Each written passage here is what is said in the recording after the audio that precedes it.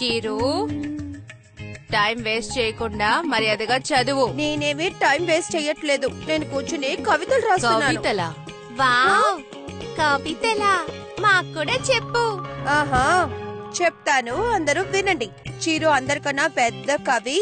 ఈ కవితని నేనే రాసాను. ఇప్పుడు దీన్ని ఎవడైనా కవిత అంటాడా? వావ్ వావ్, ఎంత గొప్ప కవిత! నువ్వు మంచి కవివి కావాలి షీరో. నువ్వు కవితల సభలకు వెళ్ళాలి. నూని, వద్దు. చీరుని పొగడ్తలతో ముంచెత్తకో, లేదంటే వాడి పరిస్థితి కూడా గోపాల్లాగే అయిపోతుంది. ఏంటి, గోపాల్ లాగా? ఎవరా గోపాల్? అసలు ఆ గోపాల్ కి ఏం జరిగిందమ్మా? చెప్తాను, తప్పకుండా చెప్తాను. స్టోరీ టైం విత్ సుధా అమ్మా.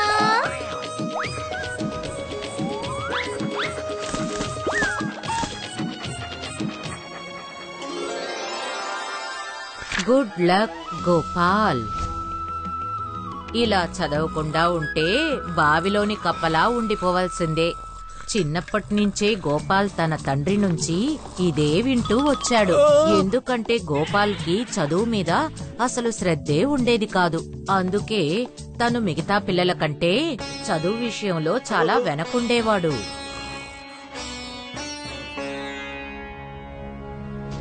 అలాగే గోపాల్ పెద్దవాడయ్యాడు. అతని తండ్రి చనిపోయాడు. అతనికి పెళ్ళయింది. కాని అతనికి చదవడం రాదు. ఆ కారణం చేత అతనికి ఏ పని దొరకలేదు. అలా అతని జీవితాన్ని అతను ఎంతో కష్టపడుతూ గడిపాడు. రోజంతా నిద్రపోతూ ఉండు. అస్సలు ఏ పనికి వెళ్ళట్లేదు.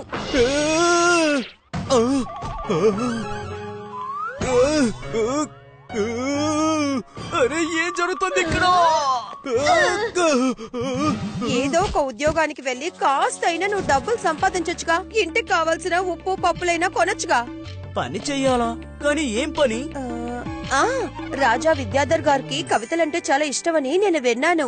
ఆయనకి ఎవరు కవితలైనా నచ్చేసాయంటే వాళ్ళకి బహుమతులు ఇస్తారంట.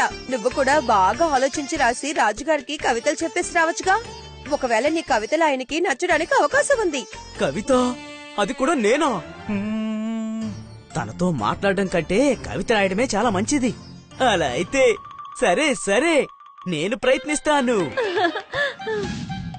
మరుసటి రోజు ఉదయం గోపాల్ స్నానం చేసి కవిత రాయడానికి ఓ చెట్టు కింద కూర్చున్నాడు. కాని అతను అసలు చదువుకోలేదు. అందువల్ల అతని మెదడికి కవితేంటి ఒక మాట కూడా తట్టలేదు. అప్పుడే అతని దృష్టి పొలంలో ఉన్న ఒక పంది మీద పడింది. ఆ పంది తన వీపుని ఒక చెట్టుకేసి రుద్దుతూ ఉంది.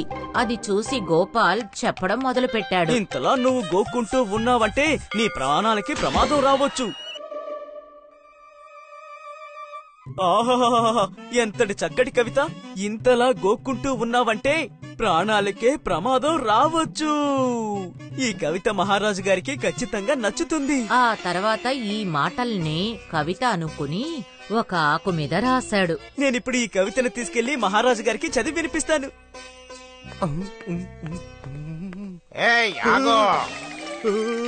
అర్రర్రే, నువ్వు ఎక్కడికి వెళ్తున్నావు? నేను మహారాజు గారిని కలవాలి. మహారాజుని చూసే సమయం అయిపోయింది. ఇప్పుడు ఆయన విశ్రాంతి తీసుకుంటున్నారు. ఏం చేయాలి? ఇప్పుడేం చేయాలి? ఈ కవిత చెప్పకుండా నేను ఇంటికి తిరిగి వెళితే నా భార్య నన్ను బాగా తిడుతుంది. ఇప్పుడు నేను ఏదో ఒకటి చెయ్యాలి. నేను మహారాజు గారికి చెప్పడానికి ఒక ముఖ్యమైన వార్త తీసుకొచ్చాను. ఎలాగైనా ఈ వార్తను ఆయనకి చేరేలా చూడండి. కాపలాదారుడు గోపాల్ మాటలు విని నిద్రపోతున్న రాజుగారి పక్కన ఆకుని పెట్టి వెళ్లాడు.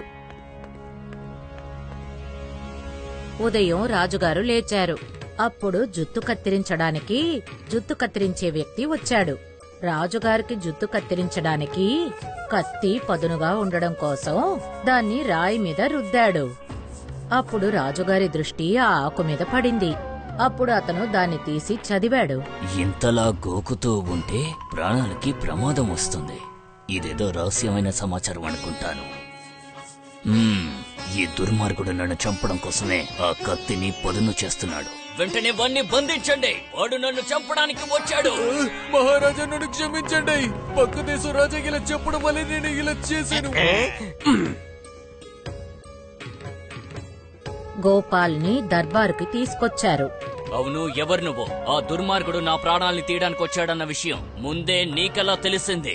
అది అది మహారాజా, అది నేను. నీకు సోది చెప్పే అలవాటుందనుకుంటాను. అందుకే జరగబోయే వాటిని ముందే గ్రహించగలుగుతున్నావు. నేను నిన్ను ఈ రోజు నుంచి ఈ భవన యొక్క జ్యోతిషకుడు అని ప్రకటిస్తున్నాను. గోపాల్ దేని గురించి ఆలోచించకుండా రాజు చెప్పిన దానికి ఒప్పుకున్నాడు. కాని అబద్ధం అనేది ఇవాళ కాకపోయినా రేపైనా తన రంగుని బయట పెడుతుంది. కొన్ని రోజుల తర్వాత మహారాణి కేత్కీకి ఎంతో నచ్చిన విలువైన నెక్లెస్ ని ఎవరో దొంగిలించారు. మహారాజా, మహారాజా, నాకు నచ్చిన నగలు ఎవరో దొంగిలించారు. నువ్వు దిగులు పడకు. ఏదో ఒకటి చేసి ఆ నగని తిరిగి తీసుకువస్తాను. వీరుల్లారా, వెళ్లి గోపాల్ని తీసుకురండి. మహారాజా, మీరు నన్ను రమ్మన్నారా? గోపాల్, నీ జ్యోతిషాన్ని ఉపయోగించి ఎలా నన్ను కాపాడేవో అదే విధంగా అదే కళని ఉపయోగించి మహారాణి నగల్ని ఎవరు దొంగిలించారో కనిపెట్టాలి. అరివే, నా భార్య మాటలు విని నేను బాగా ఇరుక్కుపోయానే. ఏంటి ఆలోచిస్తున్నావు? అది మహారాజా, నా జ్యోతిష కళలు నేను ఒంటరిగా ఉన్నప్పుడే పని చేస్తుంటాయి. నేను ఒంటరిగా వెళ్లి నా జ్యోతిష కళతో ఆ దొంగ ఎవరో కనిపెట్టొస్తాను. గోపాల్ తన వలలో తనే చిక్కుకున్నాడు. ఎందుకంటే అతనికి జ్యోతిష్యం అస్సలు తెలీదు. అతను ఒంటరిగా తన భార్యని తిట్టడం మొదలుపెట్టాడు. ఎందుకంటే ఇదంతా తన వల్లే కదా జరిగింది. నీ వల్ల మీ భర్త ఈ రోజు సమస్యలో ఇరుక్కుపోయాడు. ఈ రోజు మహారాజు గారి నుండి నన్ను ఎవరూ కాపాడలేరు. మహారాణి దాసి గోపాల్ చెప్పింది విని భయపడిపోయింది. ఎందుకంటే తనే కదా తన భర్తతో కలిసి మహారాణి నెక్లెస్ ను దొంగిలించింది. దయచేసి మమ్మల్ని క్షమించండి అయ్యగారు. అత్యాశతో ఆ నెక్లెస్ ను మేమే దొంగలించాం. ఆ నెక్లెస్ ఉన్న చోట మేము చెప్పేస్తాం. దయచేసి మహారాజు గారి దగ్గర ఏమీ చెప్పకండి. ఆ తర్వాత ఆయన మాకు ఉరిశిక్ష వేసేస్తారు. సరే సరే, ఈసారి నేను క్షమించి వదిలేస్తున్నాను.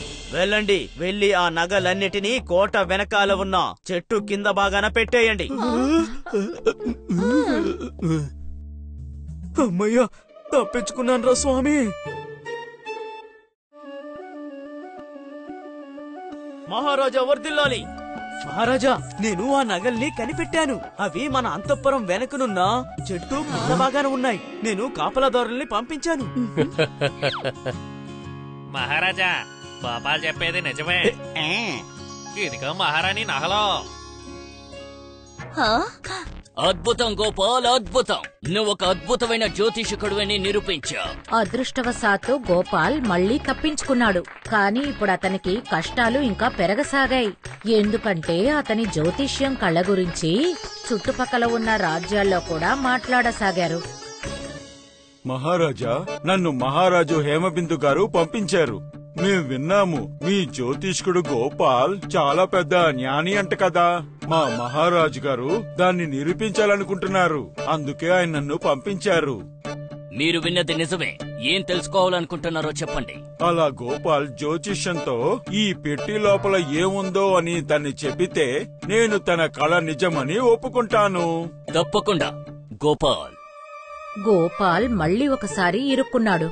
అప్పుడే అతనికి తన తండ్రి చెప్పిన మాటలు గుర్తుకొచ్చాయి. నాన్నగారు చెప్పింది నిజమే. నేను బావిలో ఉన్న కప్పలాంటి వాడిని. గోపాల్ చెప్పింది అక్కడ ఉన్న ఎవరికీ అర్థం కాలేదు. ఆ మంత్రికి తప్ప. ఎందుకంటే ఆ పెట్టెని తెరిచి చూస్తే నిజంగానే అందులో కప్ప కనిపించింది. మీరు నిజంగానే చాలా పెద్ద జోషులే.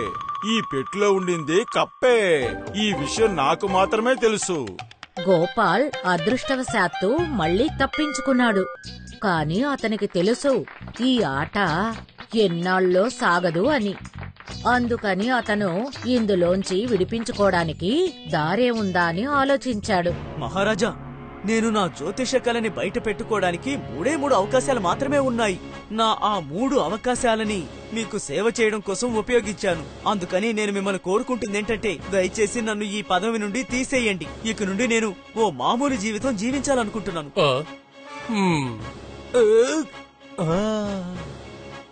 అతను చెప్పింది రాజు స్వీకరించాడు. అతనికి బంగారం, వెండి బహుమతులను ఇచ్చి అతన్ని పంపించేశాడు. ఆ తర్వాత గోపాల్ తన భార్యతో చాలా సంతోషంగా ఉండసాగాడు. ఏమైంది చీరు? అమ్మా, నేను బావిలో ఉన్న కప్పలాగా ఉండను. కవితలన్నీ నేను రాయలేనబ్బా. అందుకని నేను ఇప్పుడు చదవడం మొదలు పెడతాను. అప్పుడప్పుడు తప్పించుకోవడానికి గోపాల్ దొరికినట్టు అందరికి అదృష్టవంతా దొరకదు. అలాగా?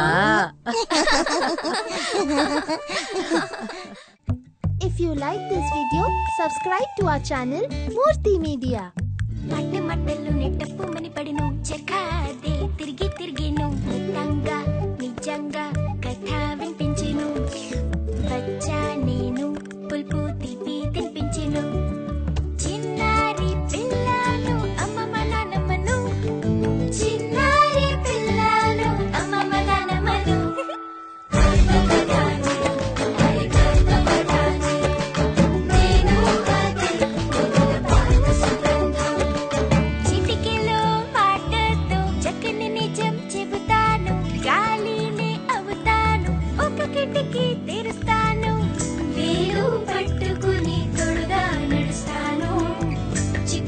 చీకటిలో దీపంలా వెలుగుతా పాకేట మట్టిలో సువాసన పంచుతా